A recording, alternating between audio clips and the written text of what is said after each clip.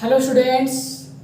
तो हम लोग क्लास नाइन्थ का फर्स्ट चैप्टर जो कि कोशिका था, यूनिट ऑफ सेल, वो भी समाप्त कर चुके हैं। ठीक है, तो सेल हमने पूरी तरह से देखा सेल में। उसके बाद अगला चैप्टर क्या है, दूसरा चैप्टर क्लास नाइन्थ का दूसरा से चैप्टर आज हम लोग पढ़ने वाले हैं, जिसका नाम है ऊतक। उसको इंग्लिश में बोलते हैं टिश्यू। तो आज क्लास नाइन्थ का दूसरा चैप्टर पढ़ने वाले हैं, जिस चैप्टर का क्या नाम है, टिश्यू नाम है। तो फिर बात करते हैं थोड़ा बहुत सेल के बारे में, तभी सेल से ही तो टिश्यू बनता है, उसमें बताए थे।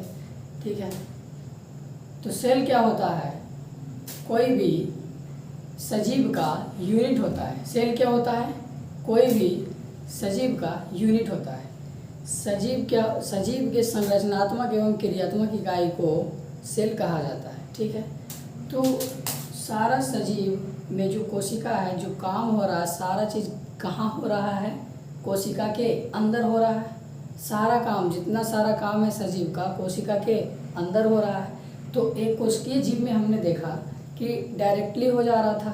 एक कोशिकीय जीव में क्या देखा, उसको अमीबा को मान लो भोजन की ज़रूरत है, वो अपने कोशिका झिल्ली को बढ़ाया और एंडोसाइटोसिस द्वारा अपने भोजन को अपने अंदर कर लिया।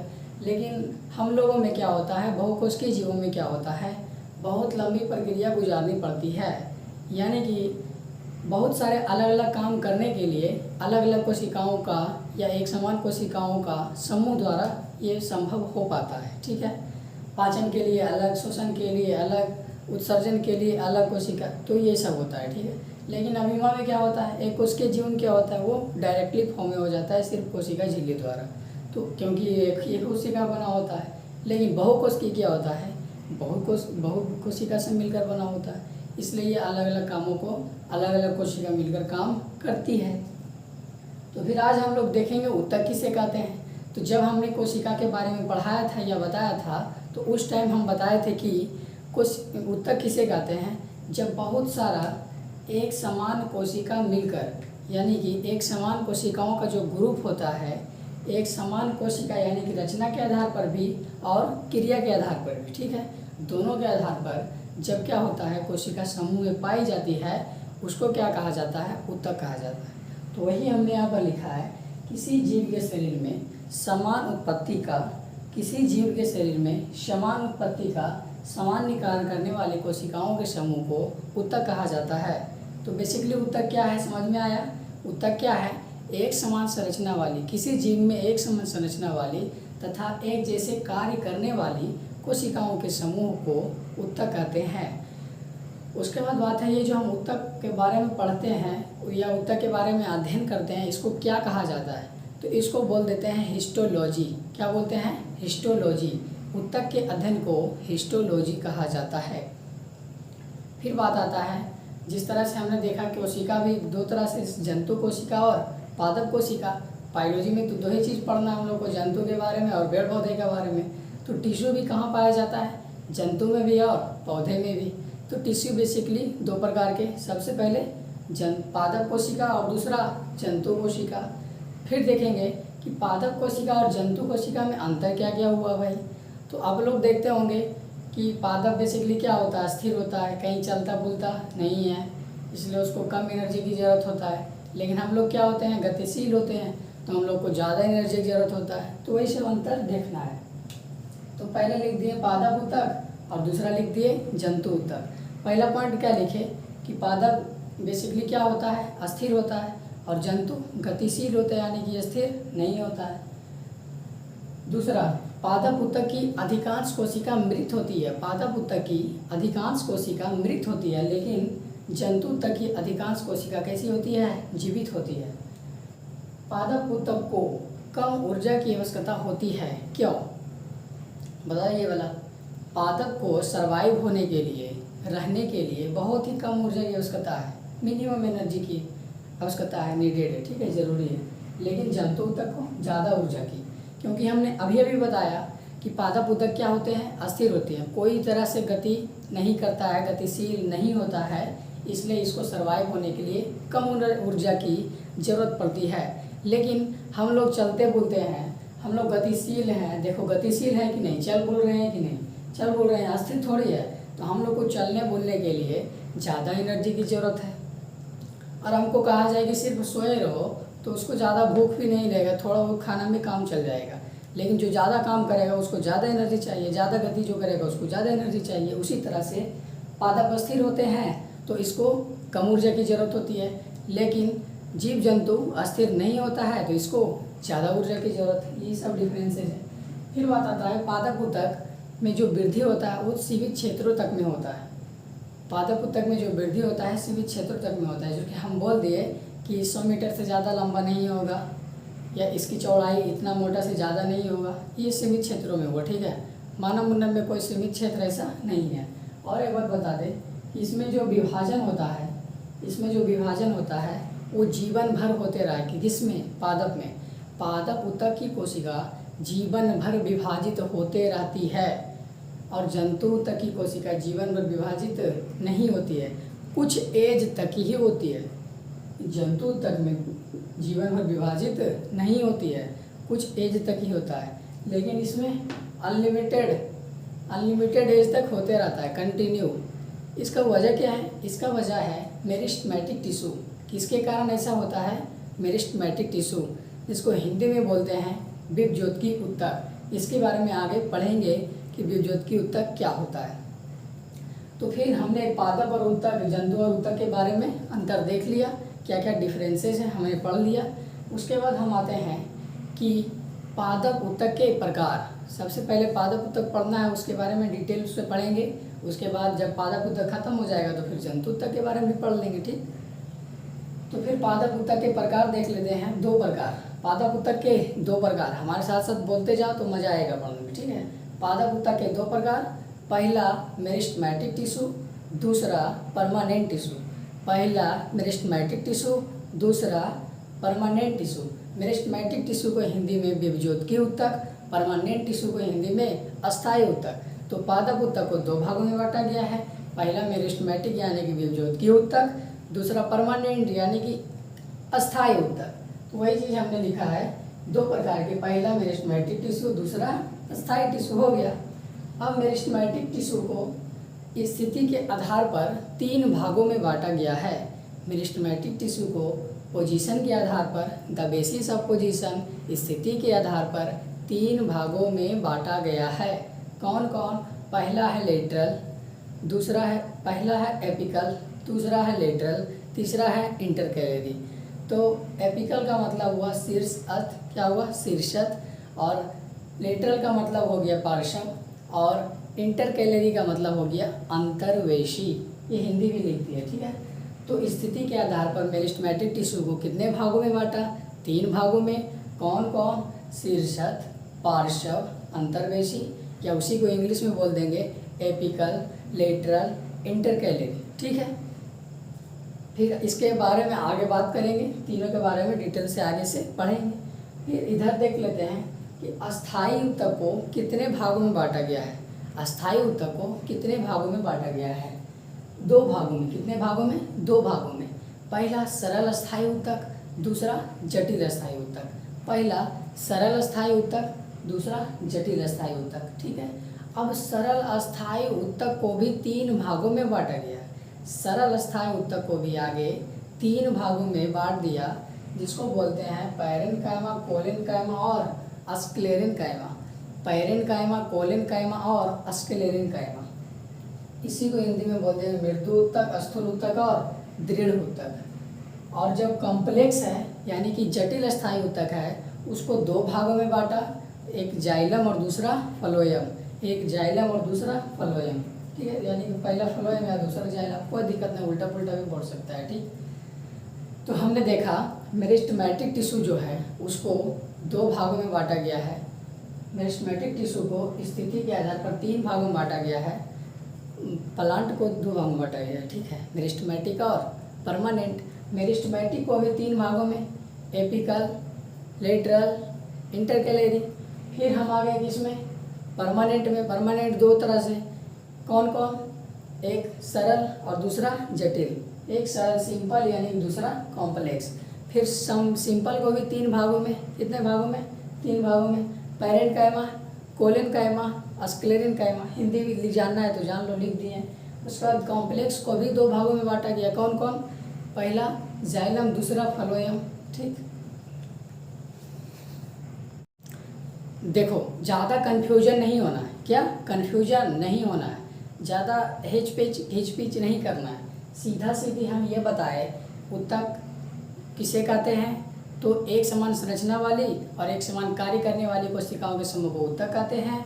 उत्तक दो तरह से, पादप उत्तक और जंतु उत्तक, दोनों में पाया जाता है अलग अलग उत्तक। ठीक है, अब हमने पादप उत्तक के बारे में डिटेल से पढ़ रहे हैं कि उसको कितने भागों में बांटा गया है। तो सबसे पहले पादप उत्तक को दो भागों में बांटा गया है।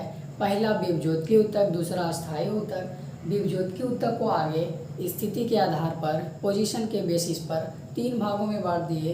पहला एपिकल, दूसरा लेटरल, तीसरा इंटरकैलेरी। उसके बाद इसको परमानेंट टिश्यू को दो भागों में बांटे सबसे पहले।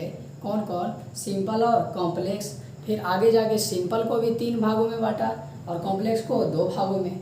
सिंपल को तीन भागों में, पैरेन्काइमा, कोलेनकाइमा और स्क्लेरेन्काइमा, और कॉम्प्लेक्स को दो भागों में, जाइलम और फ्लोएम। बस इतना ही तो है। अब इसके बारे में डिटेल से पढ़ना है एक करके। तो सबसे पहले हम मेरिस्टेमेटिक टिश्यू के बारे में पढ़ते हैं। किसके बारे में?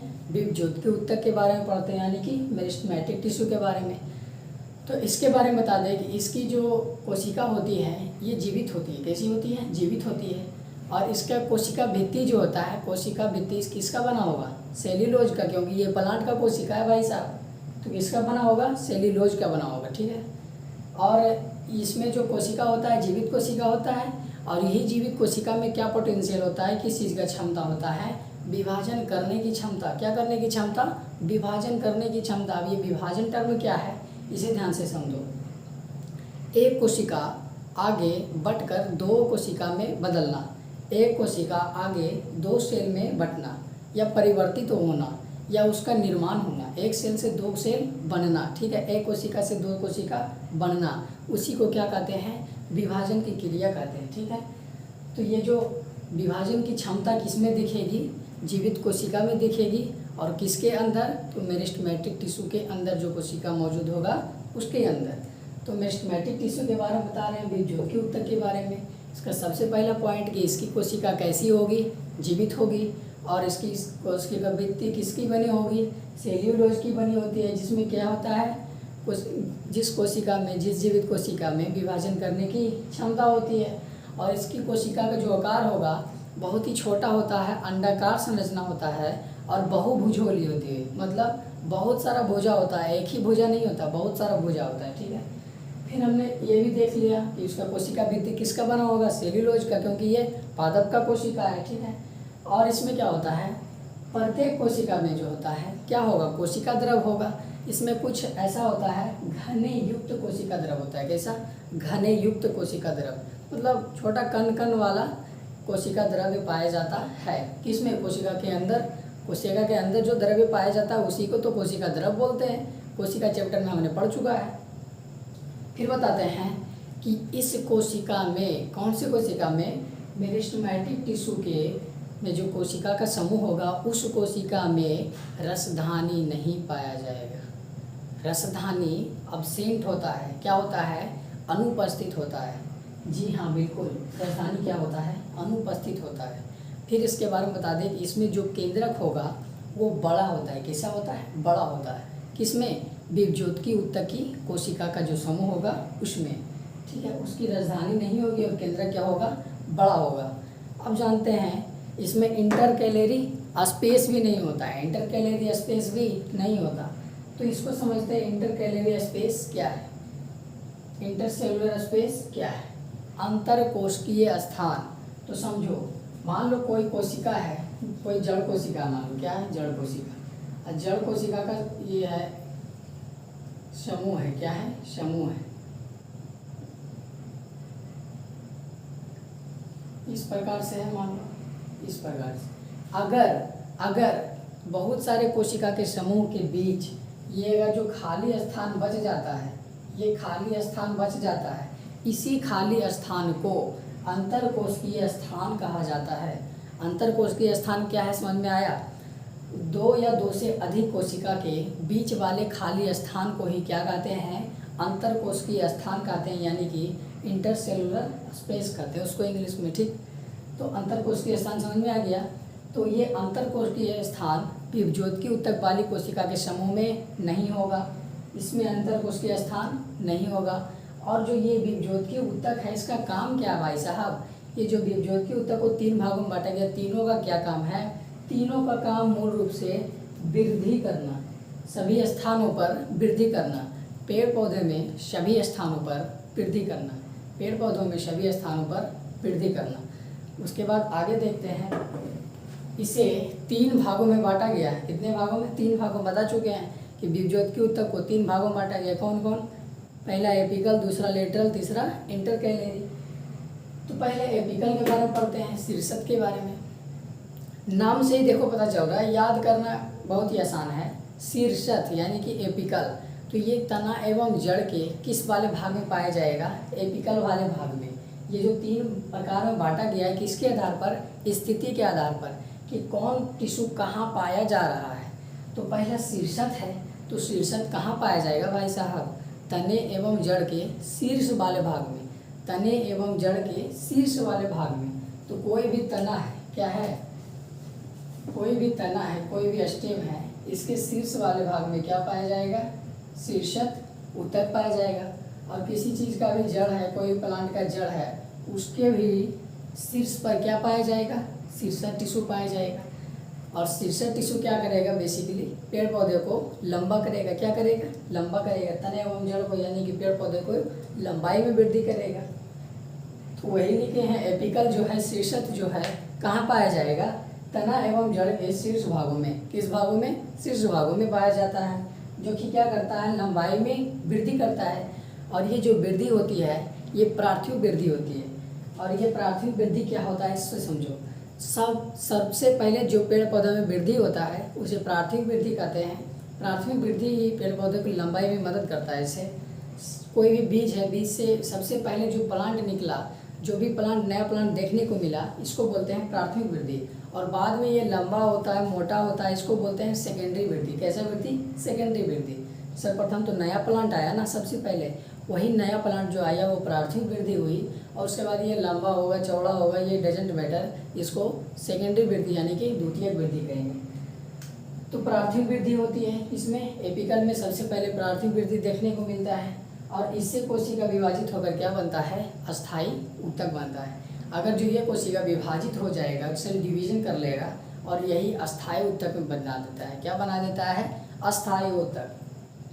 तो एपिकल हमने खत्म कर लिया। शीर्षक कहाँ पाया जाता है, तना एवं जड़ के शीर्ष वाले भाग में, जो कि पौधों में क्या करता है, लंबाई में मदद करता है। ठीक है, ये प्राथमिक विभज्योत की ऊतक से बनता है। सबसे पहले प्राथमिक विभज्योत की ऊतक डिवाइड करता है और ये बनता है। और उसके बाद क्या होता है, इसमें प्राथमिक वृद्धि को देखने को मिलती है। सर्वप्रथम जो प्लांट आता है उसी को प्राथमिक वृद्धि कहते हैं। जो प्लांट आ गया उसके बाद ये बढ़ेगा, लंबा होगा, मोटा होगा, डाली निकलेगा, ये सेकेंडरी वृद्धि है। ठीक है, तो उसके आगे हम देखेंगे आगे।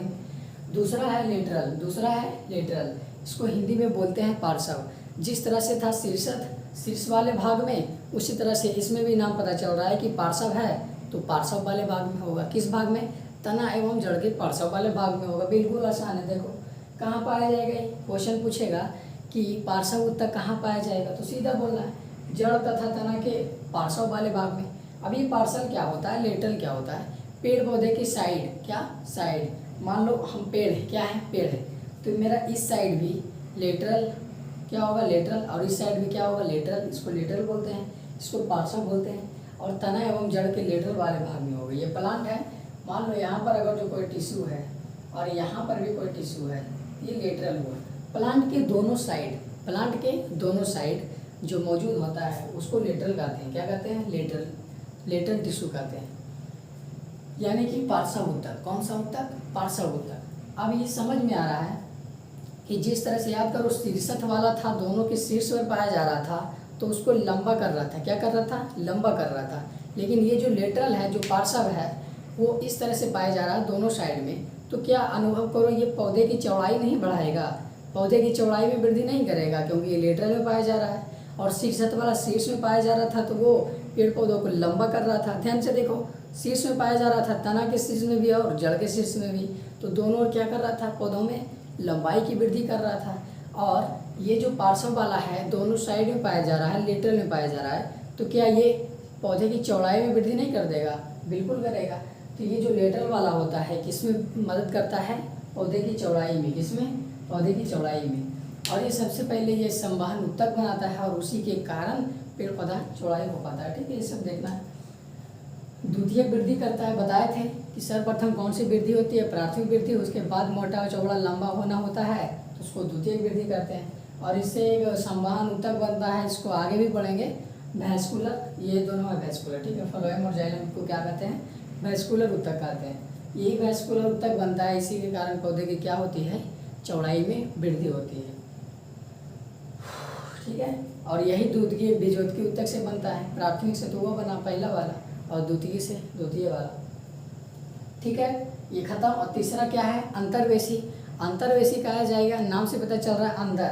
तो ये अस्थायी उत्तक के बीच में पाया जाता है और पत्तियों के आधार में एवं टहनियों के पर्व यानी कि इंटरनोड में पाया जाता है। उसके दोनों ओर, इंटरनोड के दोनों ओर पेड़ पौधे के डाली जहाँ से निकलता है उसको इंटरनोड कहते हैं। मान लो पेड़ पौधा के यहाँ से डाली निकलेगा, क्या निकलेगा? ब्रांच निकलेगा। तो जहाँ से ब्रांच निकलता है उसको इंटरनोड कहा जाता है। क्या कहा जाता है? इंटरनोड कहा जाता है। उसको हिंदी में बोलते हैं टहनियों के पर्व। क्या बोलते हैं? टहनियों के पर्व। ठीक है, ये पूजा पाठ वाला पर्व नहीं है, टहनियों के पर्व है।